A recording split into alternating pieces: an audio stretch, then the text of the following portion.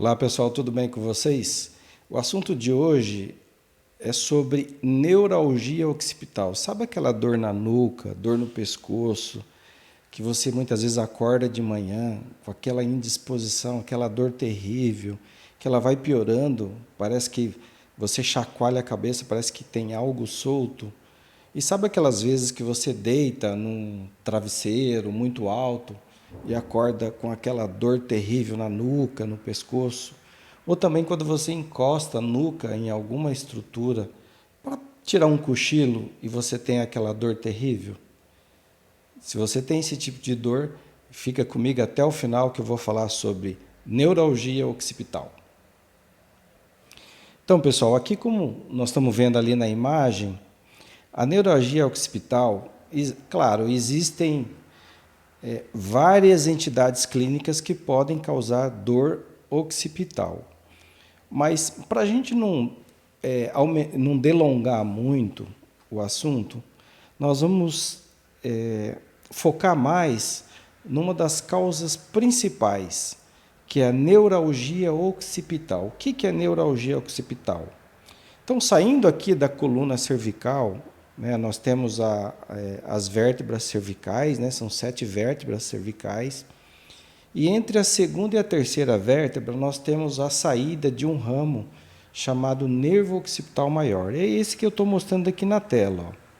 Então eu vou pintando aqui para a gente ir entendendo, tá? Então o nervo occipital maior é esse nervo aqui, ó, e ele se direciona à nuca, né, como eu estou pintando aqui em verde, ó, e ele inerva a região posterior da nuca, por isso que é neuralgia occipital ou nucalgia. Então ele inerva todo o escalpo, mas a prevalência dolorosa é na nuca. E também tem uma ramificação do nervo occipital menor, que é esse outro aqui. Ó. Então todos esses dois nervos que saem dessa ramificação de C2 e C3 podem estar comprometidos aqui, ó, na passagem muscular, né, como mostra aqui, porque nós temos um grande músculo aqui, o trapézio, ó, como eu estou desenhando aqui, e o trapézio, esse nervo ele perfura esse trapézio através de um orifício. Se esse músculo aumentar a tensão, ou você pressionar ele, ou você apoiar ele em algum lugar, se você tiver uma hipersensibilidade já no nervo occipital maior, então você pode desenvolver uma nucalgia crônica. Tá? E aí não é enxaqueca, não é cefaleia de origem vascular, nada disso. Muitos pacientes, inclusive, têm a nucalgia, que também dá essa dor de cabeça, muitas vezes tomando remédio há anos, e o problema ele é nociceptivo. Então, nociceptivo, pessoal, é uma subclassificação de dor, né? Nós temos dor nociceptiva, nós temos dor neuropática e dor nociplástica. Tá? Dor nociceptiva porque você tem um tecido que está lesionado. Dor nociplástica, não existe uma lesão propriamente dita de nenhum tecido. E a dor neuropática é justamente a dor que vem do nervo. Então, se esse nervo ele sofre uma injúria por alguma compressão, algum tensionamento, ou às vezes algum tensionamento dinâmico, né, pode ocorrer uma dor irradiada, uma sensibilização e desencadear a dor, principalmente aqui no caso do nosso assunto, do nervo occipital maior, que também é conhecido como nervo de Arnold. Não é Arnold Schwarzenegger, não, é Arnold. Pode também provocar dor na nuca. Né? Então vamos falar sobre esse assunto. Quando a gente se depara com esse quadro clínico, a gente tem que observar várias coisas. Se a pessoa tem uma projeção de cabeça, o músculo trapézio, que é esse, que eu vou até pintar aqui para você ver, ó. Esse aqui é o músculo trapézio, ó. Ele pode ficar muito, você está vendo desenhando lá, mas às vezes não sai em tempo real, tá? Esse daqui é o trapézio e ele pode ficar muito tensionado e provocar uma compressão dinâmica aqui na passagem do nervo occipital. E essa compressão pode desencadear dor de cabeça. Olha, por que eu estou falando desse assunto. Eu tenho um pouco de neuralgia occipital, dependendo, às vezes, se a gente vai fazer um cochilo, né, você fica sentado e a cabeça cai do lado, esse músculo muito tenso também pode desencadear uma sensibilização do nervo occipital. Mas eu preciso chamar a atenção para vocês para um detalhe, que nem sempre pode ser inflamação do nervo occipital. Existe uma condição clínica chamada síndrome dolorosa miofacial. Vou até escrever aqui, ó, do lado. Ó. Síndrome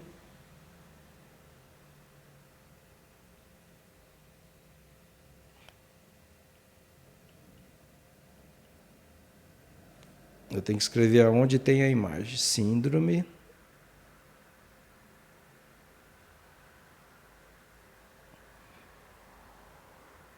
dolorosa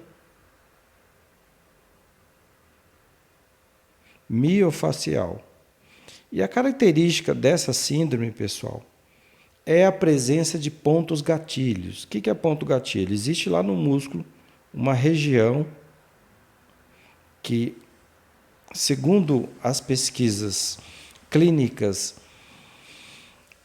essa região do músculo apresenta um nódulo que muitas vezes não é palpável, mas muitas vezes a gente consegue identificar através da pressão. Quando a gente pressiona esse ponto com o dedo, eu vou desenhar um dedo aqui é a unha.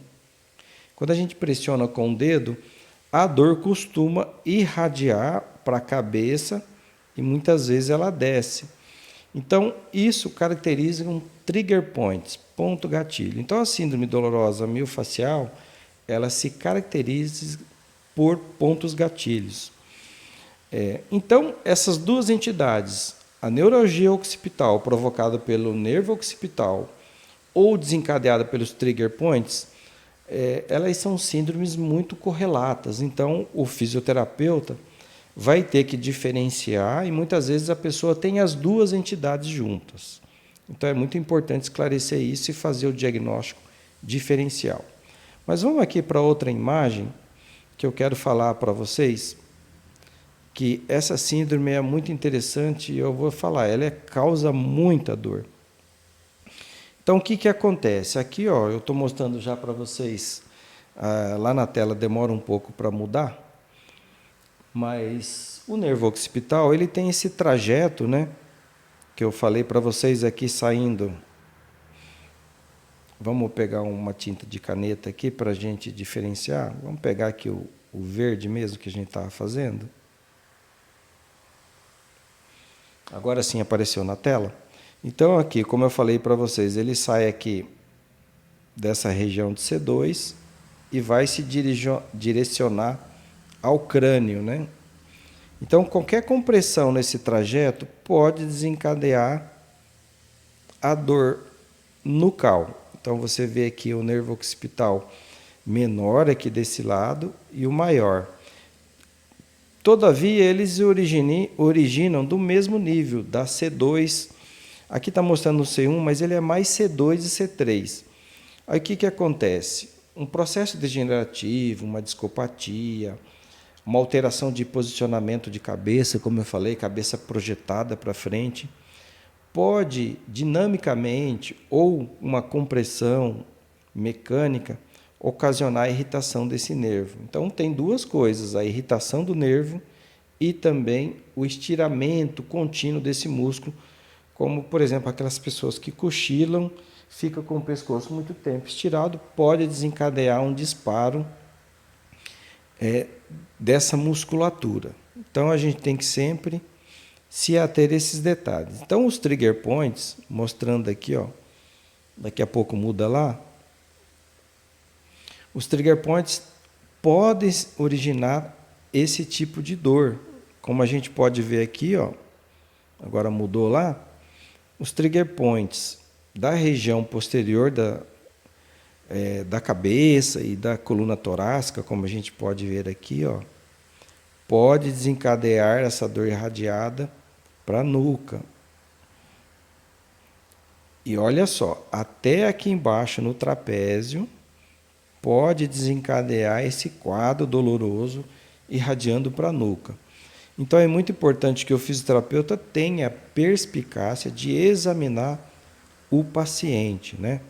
Então, olha só, e o quadro pode ficar até mais dramático. Essa porção aqui, ó, do trapézio, né, o trapézio anterior, pode desencadear aqui dor no pescoço, dor de cabeça, inclusive dor occipital e, pasmem, até dor no olho. Então, isso é chamado trigger points. E eles podem estar muito ativos, tá? E os relaxantes musculares, obviamente, ajudam a aliviar a dor. Os medicamentos compostos, né, que possuem relaxante muscular, ajudam muito a controlar essa síndrome dolorosa. Bom, uma vez que a gente identifica esse problema, como é que nós, fisioterapeutas, tratamos desse problema? Pessoal, o tratamento não adianta só ensinar exercício para o paciente se ele tiver projeção de cabeça. Por quê? Porque também a gente encontra pacientes que não têm projeção de cabeça, que não ficam cochilando e têm essa neuralgia occipital. Ainda que existe uma correlação grande, o exercício, obviamente, ele deverá ser orientado e até realizado na clínica. Mas a gente não consegue, muitas vezes, melhorar o sintoma de forma, por mais tempo prolongado, né, de forma crônica melhora, utilizando só exercícios. Então, muitas vezes, como mostra aqui, ó, no caso dos trigger points, a gente precisa fazer uma aplicação injetável, né, porque isso desativa, como está mostrando aqui nessa imagem, deixa eu aumentar aqui o tamanho, ela desconectou um pouco, deixa eu conectar novamente.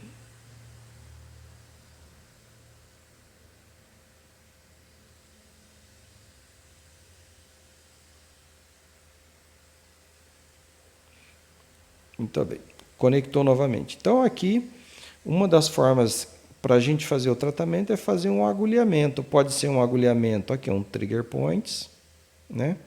Pode ser um agulhamento a seco, ou você injetar ali, por exemplo, uma procaína, né? Procaína, ou até uma lidocaína.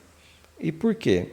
Esses medicamentos, eles provocam a desativação dos trigger points. Então, eles servem como tratamento. E como que a gente faz com a neuralgia occipital? Com a neuralgia occipital, pessoal, a gente tem que fazer uma técnica injetável no nervo occipital maior. Então, eu vou mostrar para vocês como é que fica esse nervo occipital maior.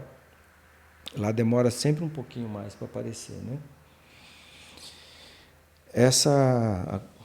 Olha lá, agora está um pouco atrasado lá por causa da internet, mas aqui a gente pode ver o nervo occipital maior e a gente consegue, com ultrassom, identificar esta região aqui. Tá? Eu vou pôr aqui na tela porque às vezes lá não acompanha. Então você coloca aqui o transdutor de forma oblíqua e aí o que eu vou ver nessa imagem? Então eu vou ver lá em cima, eu vou pintando aqui para vocês, para a gente entender. Então eu vejo aqui, ó, por exemplo, o trapézio e aqui embaixo o músculo semiespinhal da cabeça e finalmente o oblíquo inferior maior da cabeça. E aqui a gente vê uma imagem acústica que é do Atlas. Então, e do Axis também, tá? Mais do Axis do que do Atlas. É a base óssea do Axis. Então, entre o semiespinhal da cabeça, esse daqui, ó, semiespinhal da cabeça e o oblíquo inferior maior, aqui passa o nervo occipital. Vou até colocar uma cor diferente aqui, ó. Então, meu objetivo é levar aqui um medicamento, espalhar um anti-inflamatório, geralmente um corticosteroides. Aqui nessa região cervical, a indicação é um corticosteroide não particulado. Então aqui a gente sempre prefere usar a dexametasona,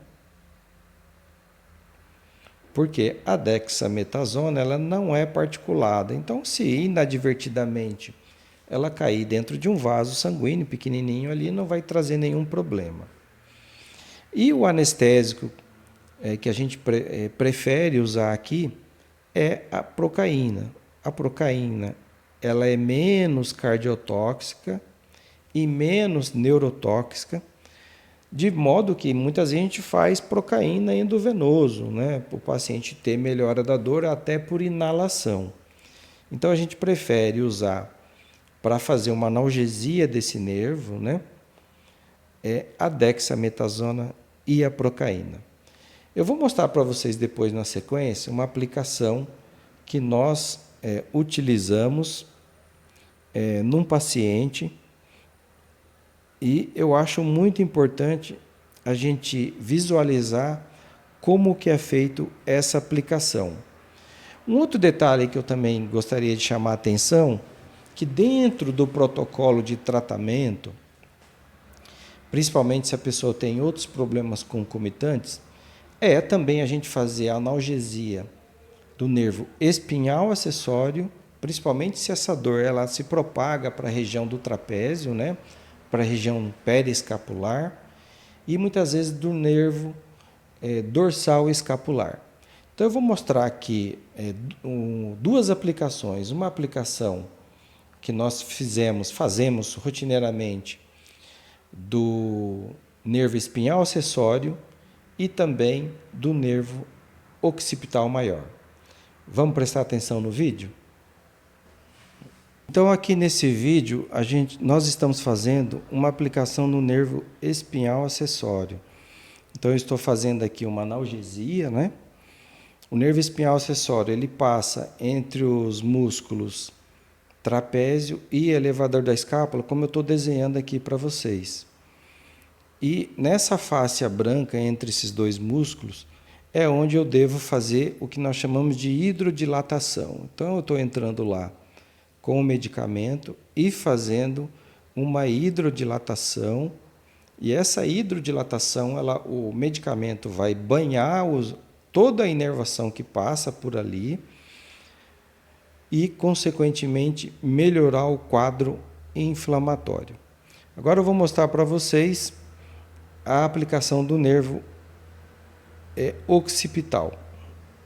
Então aqui nós estamos fazendo uma aplicação do nervo occipital maior, o meu filho está ali junto comigo, apontando com a mão lá na tela o lugar correto onde a gente tem que fazer a aplicação, né? E aí nós vamos proceder, a imagem está muito boa, né? O semiespinal da cabeça, fazendo toda a marcação, vamos fazer a asepsia, e aí vamos fazer o procedimento. O meu filho está me ajudando, ele também é fisioterapeuta injetor, e aí nós vamos fazer a aplicação guiada pela ultrassonografia. Não tem como fazer essa aplicação sem guiar por ultrassom. Então aqui em tempo quase que real, né, fazendo a asepsia, não precisava nem mostrar todos esses detalhes, e fazendo uma leve analgesia, e aí lá a gente pode ver já a aplicação levando a agulha aqui nessa face e fazendo a hidrodilatação utilizando aqueles medicamentos que eu falei ainda há pouco. Olha lá, a hidrodilatação muito exitosa e, consequentemente, o paciente haverá uma boa melhora. Novamente ali, ó, uma hidrodilatação, agora meu filho fazendo a hidrodilatação do nervo dessa fáscia entre o semiespinal da cabeça e o oblíquo inferior da cabeça. Bom, pessoal, vou ficando por aqui. Se você gostou do vídeo, deixa o seu like, nos acompanhe aqui para você assistir mais conteúdos como este. Obrigado por assistir esse vídeo, um forte abraço e aguardem até o próximo vídeo. Até lá.